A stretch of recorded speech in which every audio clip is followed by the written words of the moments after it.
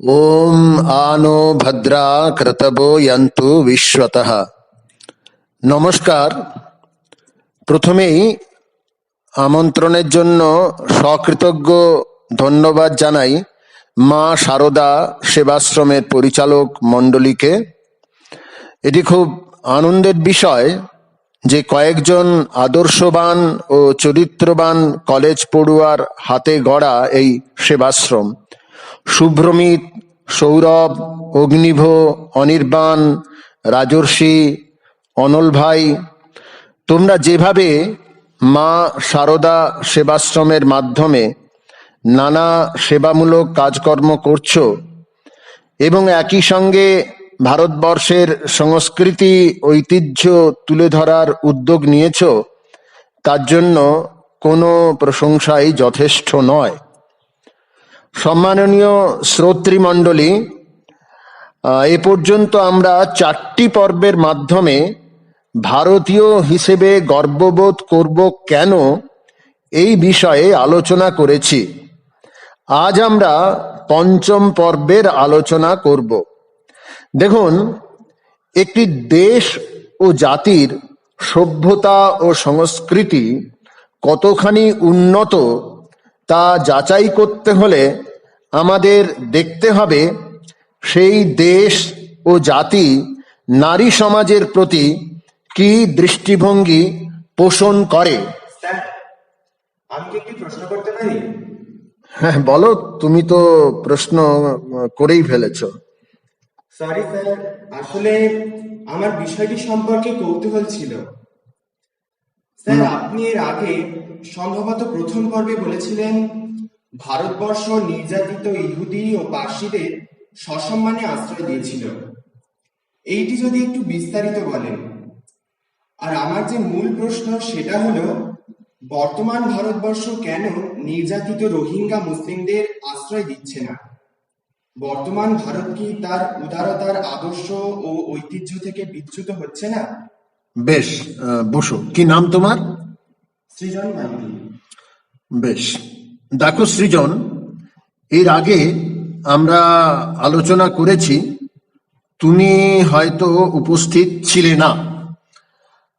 প্রথমেই তোমাকে বলবো, স্মরণ করো শিকাগো ধর্ম মহাসভায় স্বামীজি সেই দৃপ্ত কথা, I am proud to belong to a nation which has sheltered the persecuted and the refugees of all religions and all nations of the earth.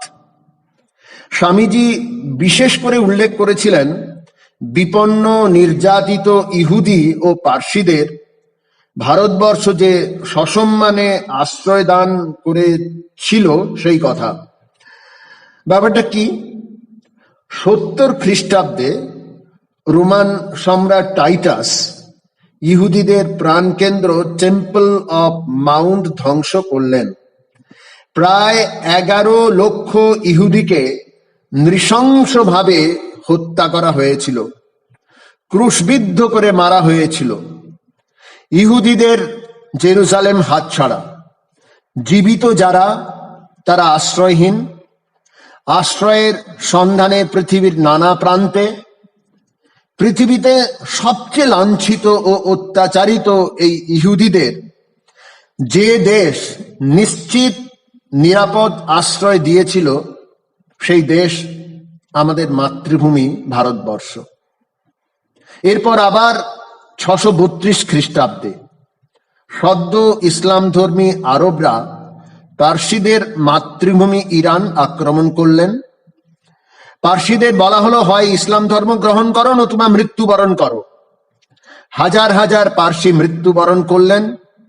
পালিয়ে যারা প্রাণে বাঁচলেন তারা ভারত ভূখণ্ডে দিউতে এলেন, নিশ্চিত নিরাপদ আশ্রয়ের প্রতিশ্রুতি পেলেন, স্বাধীন ধর্মাচরণের অধিকার পেলেন। শ্রদ্ধাভাজন শ্রোতৃমণ্ডলী, স্বামী বিবেকানন্দ তাঁর বিখ্যাত 11ই সেপ্টেম্বরের বক্তৃতায় এই দুটি ঘটনার সংক্ষিপ্ত উল্লেখ করেছিলেন এবং মন্তব্য করেছিলেন, আমি সেই ধর্মভুক্ত, সেই জাতির অন্তর্ভুক্ত বলে গর্ববোধ করি। আমরাই রোমানদের ভয়ঙ্কর উৎপীড়নে অসহায় ইহুদিদের এবং সদ্য ইসলাম ধর্মীদের অত্যাচারে বিপন্ন পার্সিদের সাদরে বরণ করেছিলাম। ভারতবর্ষের অনন্য উদারতার কথা তিনি পরবর্তীকালেও স্মরণ করিয়ে দিয়েছেন একাধিকবার। আপনারা জানেন, সফল পাশ্চাত্য অভিযানের পর বীর সন্ন্যাসী বিবেকানন্দ বর্তমান শ্রীলঙ্কার রাজধানী কলম্বোতে পদার্পণ করেন 1897 সালে, সম্ভবত 15 জানুয়ারিতে। বিপুল জনতার অভিনন্দনের প্রেক্ষিতে তিনি একটি নাতিদীর্ঘ ভাষণ দিয়েছিলেন। সেই ভাষণে তিনি হিন্দু ধর্ম তথা ভারতবর্ষের মহিমা প্রসঙ্গে একটি কথা বলেছিলেন। কথা হলো এই, ওনার ভাষায়, "It is here that Indians build temples for Mohammedans and Christians, nowhere else. If you go to other countries and ask Mohammedans or people of other religions to build a temple for you, see how they will help. They will instead try to break down your temple and you too if they can." একমাত্র এই দেশেই, অর্থাৎ ভারতবর্ষেই, আমরা মুসলমানদের জন্য মসজিদ আর খ্রিস্টানদের জন্য গির্জা নির্মাণ করেছি। এমনটি আর কোথাও সম্ভব হয়নি, সম্ভব নয়। যাও তো ভারতের বাইরে কোনো দেশে গিয়ে ইসলাম ধর্মাবলম্বী বা অন্য ধর্মাবলম্বীদের বলো তোমাদের জন্য মন্দির বানিয়ে দিতে, দেখো তারা কি করে।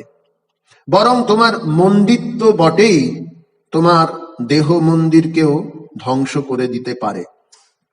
শ্রদ্ধাভাজন শ্রোতৃমণ্ডলী, স্বামী বিবেকানন্দ ইসলাম বা খ্রিস্ট ধর্ম বা যে কোনো ধর্ম বা ধর্মাবলম্বীরই গৌরব এবং গরিমা তুলে ধরতে যেমন অকুণ্ঠ ছিলেন, তেমনি আবার যে কোনো ধর্ম বা ধর্মাবলম্বীর বিচ্যুতি প্রকাশ করতে, তুলে ধরার ক্ষেত্রে নিঃশঙ্ক ছিলেন।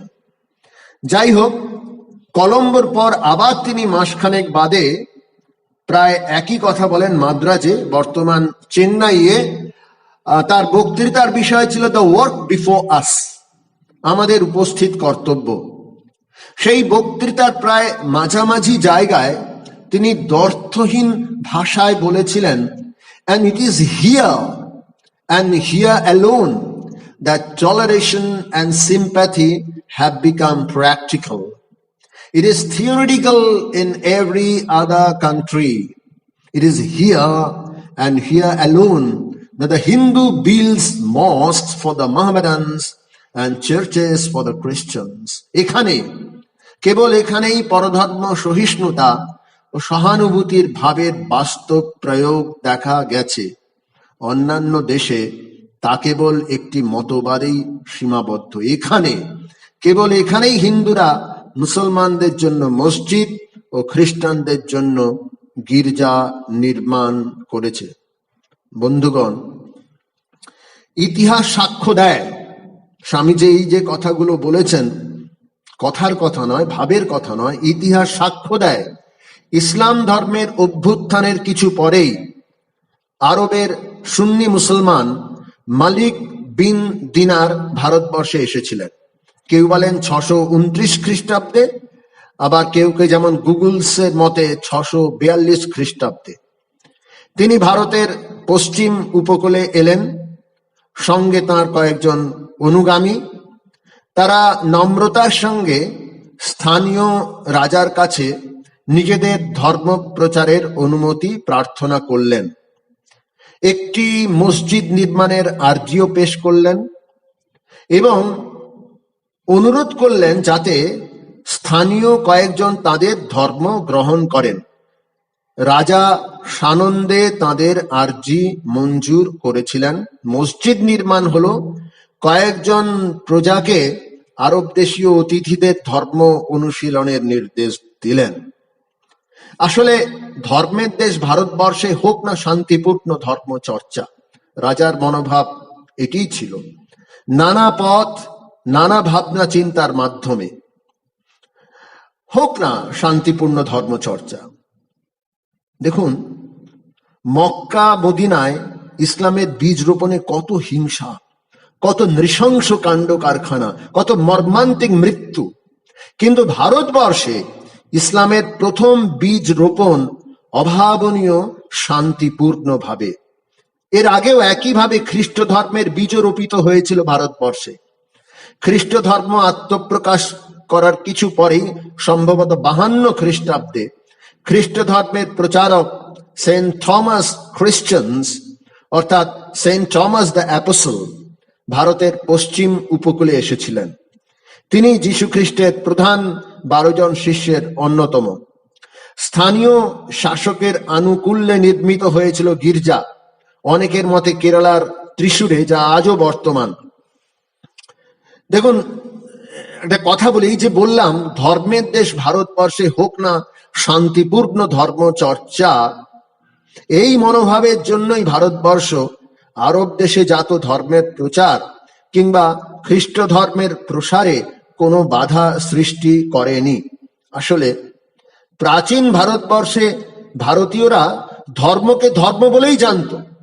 কোনো ভেদ সূচক শব্দ বা শব্দগুচ্ছ ব্যবহার করতেন না। ধর্ম তো ধর্মই। এই যেমন আমরা ক্রিকেটে ব্যাটিং মানে তো ব্যাটিংই, পার্থক্য কেবল স্টাইলে।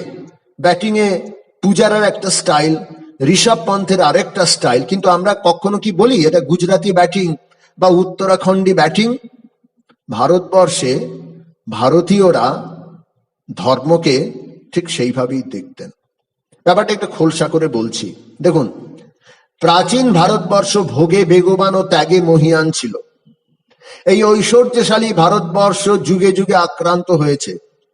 সুদূর অতীতে গ্রিক, শক, হুন, কুষাণরা এসেছেন, কিন্তু কালে তারা ভারতীয়দের ধর্ম ও সংস্কৃতি গ্রহণ করে এদেশের গৌরবান্বিত নাগরিক হয়েছেন। এই যেমন দুর্ধর্ষ হুনদের কথাই ধরুন। গুপ্ত সম্রাট স্কন্দগুপ্ত সময় থেকে প্রভাকর বর্ধনের রাজত্বকাল পর্যন্ত প্রায় 200 বছর এই হুনরা কি লড়াই না করলো, কিন্তু অবশেষে মিশে গেল ভারতীয় সমাজে। বস্তুত এই রাজপুতদের মধ্যে হুন রক্ত প্রবাহিত। যাই হোক, এই স্বাভাবিক মিলনের ধারা রুদ্ধ হলো তুর্কি পাঠানদের ভারত আক্রমণের পর থেকে। তারা আরব দেশে জাত ধর্ম নিয়ে বিচ্ছিন্ন থাকার চেষ্টা করল। আরব দেশে জাত ধর্মকে বিশেষ মর্যাদা দেওয়ার লক্ষ্যে এবং নিজেদের পৃথক সত্তার সংরক্ষণের জন্য তারা ভারতীয়দের সুপ্রাচীন সনাতন ধর্মকে হিন্দু ধর্ম বলে আখ্যায়িত করল। ভারতীয় ধর্মের ইতিহাসে এটি সবচেয়ে বড় ক্ষতি। কেন? যে কথা বললাম, প্রাচীন ভারতবর্ষে ভারতবাসীরা ধর্মকে ধর্ম বলেই জানত। এই ধর্মকে পুষ্ট করেছেন উপনিষদের ঋষিরা, শঙ্খকার কপিল, মহাবীর, গৌতম বুদ্ধ প্রমুখ।